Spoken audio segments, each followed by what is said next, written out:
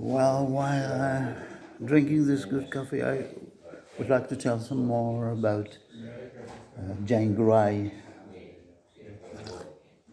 and her tragical fate. Yeah, she was called 9 days Queen, or there's an issue if it was 13 days, but she was actually never coronated, crowned. So she was not child to Henry VIII, but grand-grandchild to Mary Tudor. So she had the right to the crown, but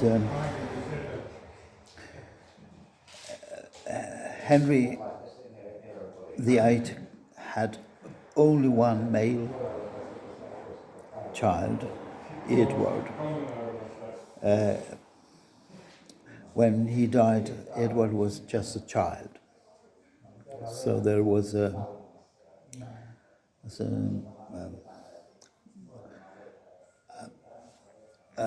governor, because a child cannot rule a country. So, and I don't remember my memory very well. Okay, yes, but this was a very tragic history because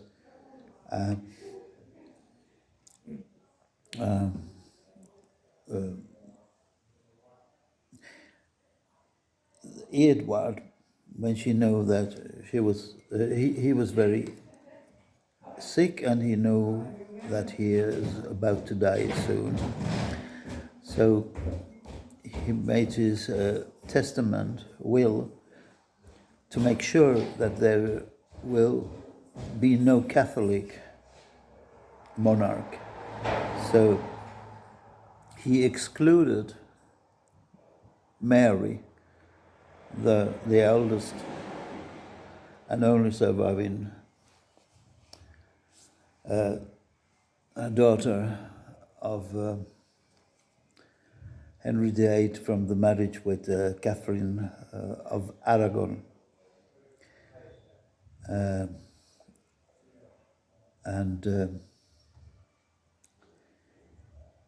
Elizabeth was also a daughter of this executed Queen Anne Boleyn. She was Protestant, but Mary was Catholic. And when he must also, he couldn't just exclude Mary, but also Elizabeth, although she was a Protestant. So then he chose this Jane Grey, without her consent, of course.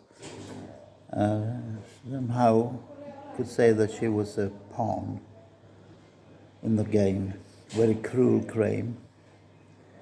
So she would have been legal queen, but Mary, the daughter of Henry VIII, didn't accept it. There was a revolt, and well, because it was very much Catholicism had so much impact in England by common people. So the sympathies were on her side and not on Jane Grey's. So first she thought that Jane was just a pawn in the game, but when there was a revolt after that against her, then she decided that both Jane and her husband. She married very young because, yeah, at that time it was very common that they married young children marriage. so, so there was some kind of, well, yeah, no justice, but yeah, I don't remember. Rättegång or some, yes. Well, anyway, they were condemned to death, and the only way uh, to execute the aristocrat was by beheading with axe. So she was 16 years old when she died, and the tragical thing was that while while she was blindfolded, so she couldn't find the stock where she should lay her head or neck. Yeah. And she asked, "Where is it? What shall I do?" And nobody wanted to seem to want to help her, except this Catholic bishop who had met her before she was about to die, trying to convince her to convert into Catholicism, which she, of course, refused to do. But they became friends anyway. So then he helped her to creep to the stock, which was a horrible thing because he knew that he was somehow helping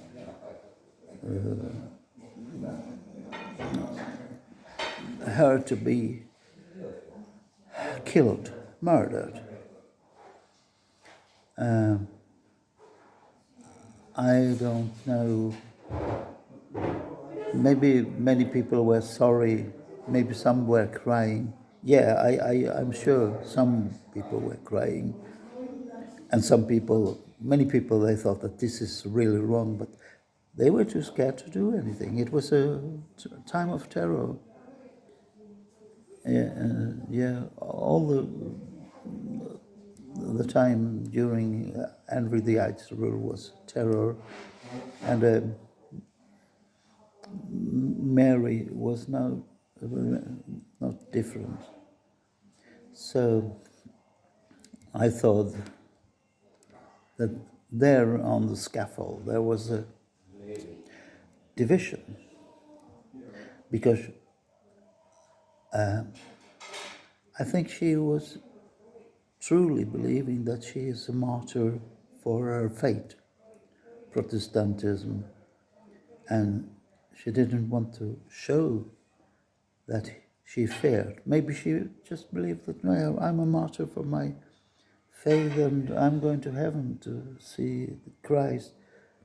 So I thought that there's a division. She went to heaven and the others, they went to hell.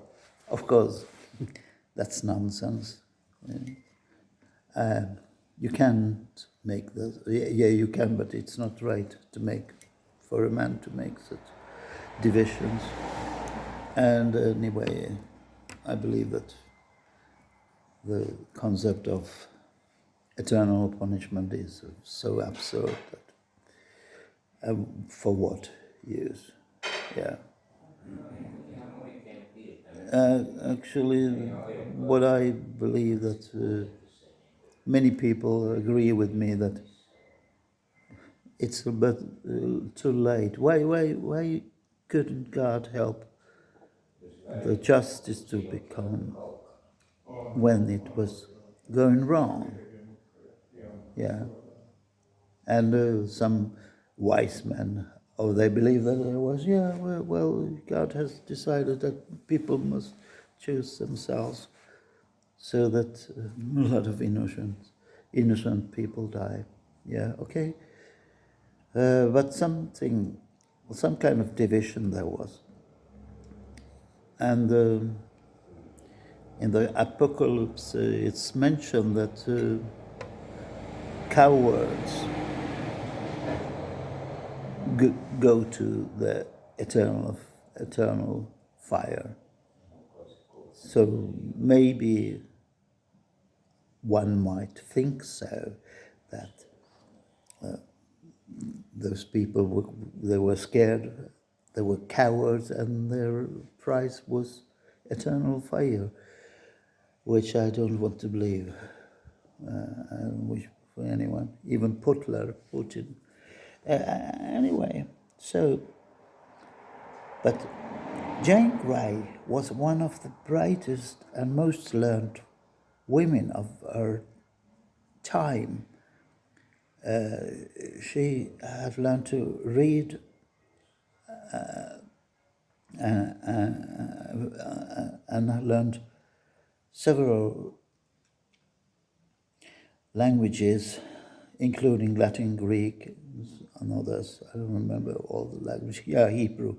Yeah, when she was a small child, and she was 10 years old when she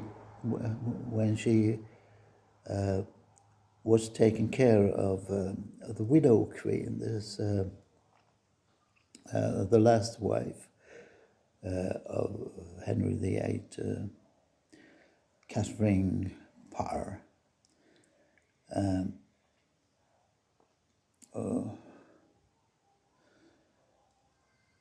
Who unfortunately died because she married again, but she died in childbirth, so she never had to experience that her own husband was also later executed for treason. And this child, which survived the birth, but we don't know almost anything about her. Well, probably she never reached the grown-up age, so we don't know. Anyway, Catherine Parr took Jane as her own child, and Elizabeth too, the other daughter of Henry VIII, whose mother had been executed by Henry VIII.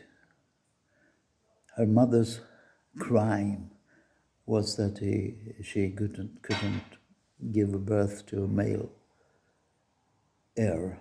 So that was because this king was really stupid and cruel, barbaric. Yeah, she wanted to have he wanted to have a new wife who could. So he found the fake causes to condemn her. She was innocent and bawling, and she was executed by sword, not with axe, which is also a horrible thing to watch when somebody must kneel there waiting for the blow, and then the head flies in the air while the rest of the body falls. So you have to watch this in Tower. Yeah, so there are no records that Elizabeth and Jane were friend ever, or and there's no records what Elizabeth thought about her cruel death. But anyway, fortunately, this cruel Bloody Mary was her nickname. Didn't live a love, but she managed to destroy many lives, Protestant lives. So her way to protect Catholicism was really bloody. They were tortured, burnt alive, and other cruel methods were used. So then, yeah, it was cruel times, barbaric times. And then you have this religion shit there also. I tell you this before I finish my talk. So, religion is man-made thing. It has very little to do with God.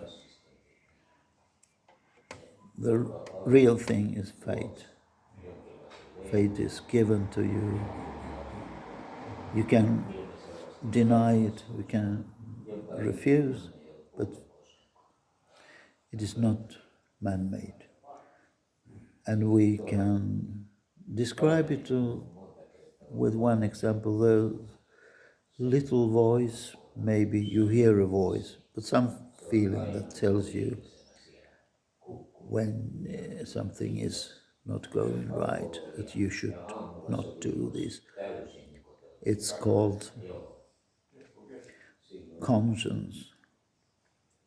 And people who believe in God, they think that it's God's voice, which everybody has. And that never drives people to do evil things and cruelties. Denying that and not listening to that does. But religion is something different. Yeah, you can just remember these human sacrifices of these things and the hard punishments, like Jews had, stoning to death for very trivial reasons. Now with no measures, like they are doing still in Islamic world. So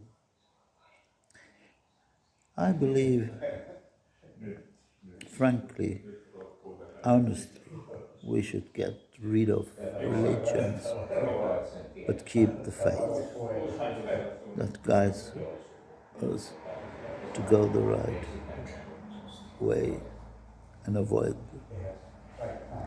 evil ways. And if you believe that Jesus Christ is the important or even most important part of this faith, it's okay. Do that. So, have a nice day, and I finish my coffee now.